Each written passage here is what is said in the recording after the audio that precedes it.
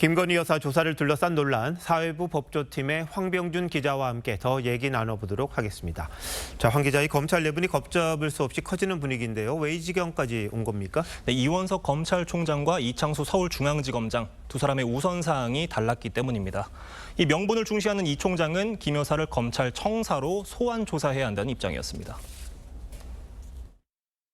법 앞에 예외도, 특혜도, 성역도 없다. 그러한 원칙과 기준을 우리가 견지해야 한다는 것을 늘 강조하고 있고. 반면 이 지검장은 김 여사 측 반발과 오래 끌어온 수사를 마무리할 필요성을 다 충족시키는 방안을 선택을 한 건데요. 이 과정에서 이 지검장이 총장에게 보고도 하지 않은 걸 두고 대통령실과 직거래했다는 내부 비판도 나옵니다. 이 검찰 관계자는 수사 방식과 시점을 총장에게 사전 보고하지 않은 건 잘못이라고 비판을 했습니다.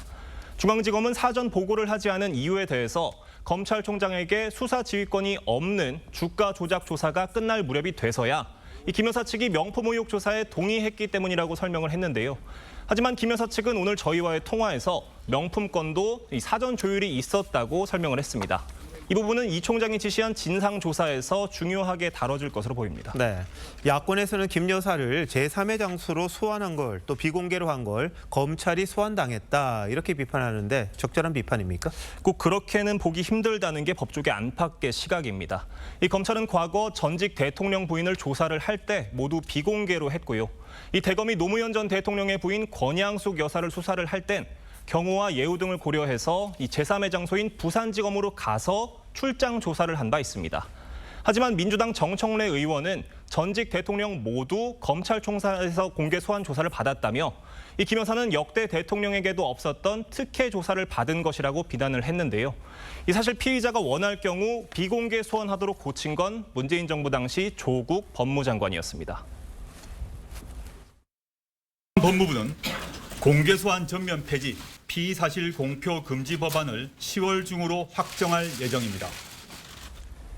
이 정 의원 주장대로라면 인도 방문, 샤넬옷 의혹 관련 서울중앙지검 수사를 받고 있는 문재인 전 대통령의 부인 김정숙 여사는 서초동 검찰청사 포토라인에 서야 한다는 지적이 나옵니다. 네, 우여곡절이 있었습니다만 김 여사 일단 대면 조사를 받았습니다. 자, 앞으로 수사 어떻게 될지 궁금하네요. 네, 명품 수수권은 청탁금지법상 공직자 부인은 처벌 대상이 아니어서 이 검찰이 조만간 무혐의로 결론을 내고 불기소 처분할 가능성이 크다는 전망이 나옵니다. 이 도이치 주가 조작 사건 역시 문재인 정부 검찰도 기소하지 못한 건인데요. 다만 도이치모터스 권오수 전 회장에 대한 항소심 선고가 9월로 예정이 돼 있어서 검찰이 재판 결과를 보고 최종 처분을 내릴 거란 전망입니다. 네, 황 기자 잘 들었습니다.